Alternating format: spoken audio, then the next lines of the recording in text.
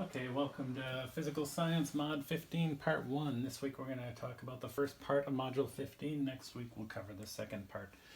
If you have any questions at all, you can email me at mrc@mrcscience.com.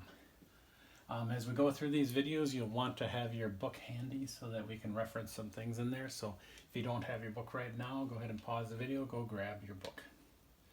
Okay, you should have your book handy now. What we're talking about today is light.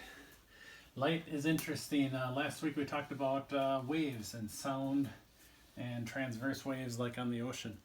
Light has dual properties. Light behaves as a particle, which means it passes straight through space. It can bounce off things. Things can stop it. It also behaves as a wave, much like what we've talked about earlier. Behaves actually as a transverse wave, so direction of oscillation perpendicular to the direction of propagation from last week. How we know it's a particle? You can see light from the sun. In between the sun and the earth there is very little matter, not enough anyway for a wave to use as a medium. A wave needs a medium to travel through. So the fact that you can see the sun shows you that it is a particle. It does not need a medium to travel through. But you can do experiments like take two polarized lenses. Polarized lenses are polarized by being opaque, not letting light through, but then having very thin lines scratched parallel to each other across them. This reduces the amount of light through. If you take those lines and go that way, and then you take another polarized lens and rotate it 90 degrees over it, no light will get through because all that's left is where these lines connect.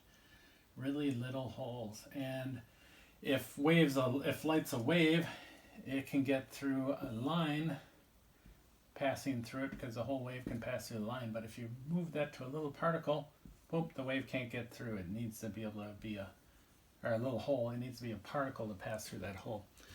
So light is also a wave. It behaves as a wave and a particle. If you turned your books to page number 368, there's a picture of a photon, at least what they believe a photon looks like. It is an electronic wave and a magnetic wave that oscillate perpendicular to each other. This image isn't that great. If you were looking at the end, looking at it from on end, you would notice that, let's say the yellow ones, the electric field oscillates up and down. So as it passes through, it oscillates up and down. Then perpendicular to it is a magnetic field that oscillates side to side. So oscillates side to side. So those two fields go together, oscillate against each other to form that perpendicular oscillation.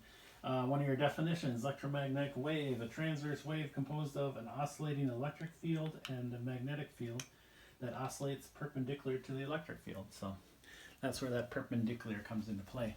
And then that whole thing is a packet called a photon that travels through. If you remember back to sound, when things got more dense, sound sped up. When light passes through more dense material, it actually slows down. Look at table 15.1 on page 369. So the speed of light through air is 300 million meters per second. So in 1 second it will travel 300 million meters through air. Speed of light through something thicker like plastic, a clear plastic, is 189 million meters per second. So through a clear plastic, you see that, which is more dense?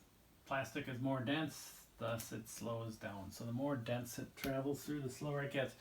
This will come into play when we get to refraction of light next week. So it's the opposite of sound. Light slows down when it hits travels through more dense material. Okay, go ahead and turn to page 371. And in here you'll see, if everyone's familiar with it, a rainbow. We're talking about visible light. Visible light is from 700 nanometers to a little over 400 nanometers. So a nanometer is 1/1,000,000th of a meter, so very small. What that is that's the wavelength. Remember our lambda? So the wavelength of the light is between 700 and 400 nanometers. That's visible light our eyes can detect. What we see from the sun is a white light. If you stare directly at it, you'll get white light till your retinas burn out. But if you just glimpse it quick, the sun appears white, unless it's off on the edge of the atmosphere or the edge of the horizon where you can filter out some of that light. But when you pass light through a prism, it scatters into all the different colors of the spectrum, from red all the way to violet. The highest is red, so red has the longest wavelengths, and we get down to violet, which is the shortest. We go beyond that to ultraviolet, which is shorter yet, which we can't see, and infrared above, which is longer that we can't see. They have a little experiment there you can do with some water in the sun. We're getting some sunlight lately, so if you want to try that, you can. Otherwise, if we get back into class, remind me and we'll look through a prism. Okay, turn to the next page, 372. Here is the electromagnetic spectrum, not laid out in wavelengths. The high end, the radio waves, can be meters and hundreds of meters long. The short range, the gamma radiation, can be extremely well below the nanometer range. So the wavelength, they're all photons, which is kind of interesting. When you think of photon, you think of light. But actually with photons, just a very small portion is visible light. It goes all the way from gamma, X-rays, and ultraviolet rays, all the way up to microwave, television, and then radio waves. So it all depends on the wavelength. The wavelength of the light depends on whether it's visible or not, and also the energy of it. If you think of wavelengths or frequency, remember our frequency equals velocity divided by wavelength. So how many wavelengths go by a second, basically? There's a wavelength divided by velocity. I don't remember. But so if you get more wavelengths, you get a higher frequency, you also get a higher intensity. Gamma radiation is very intense, can pass through you fairly easily. X-rays pass through, except for dense materials like the minerals in your bone, things like that.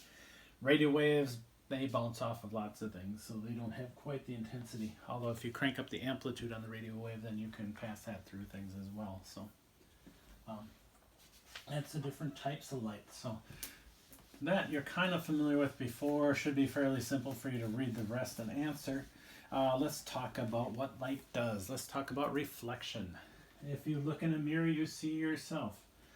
So why you can see yourself, first of all, you need a flat mirror. So if the mirror is flat, and let's say you're standing here, looks just like you, right? With a really long torso. So here's your eyeball. Hey, look at my eyeball. So if my eyeball looks down right here, what happens is when light reflects, so what's really happening is you're seeing your foot. You're looking at your foot. What's really happening is light is coming from your foot, bouncing off here and going here. When it reflects off of a surface, the angle of incidence, the angle that it comes in at, we call that incidence, equals the angle of reflection. So on a perpendicular mirror. So if we looked, or if we had a light beam coming this way, it would reflect back that way. If we had a light beam coming out further, it would reflect back further. The angle of incidence equals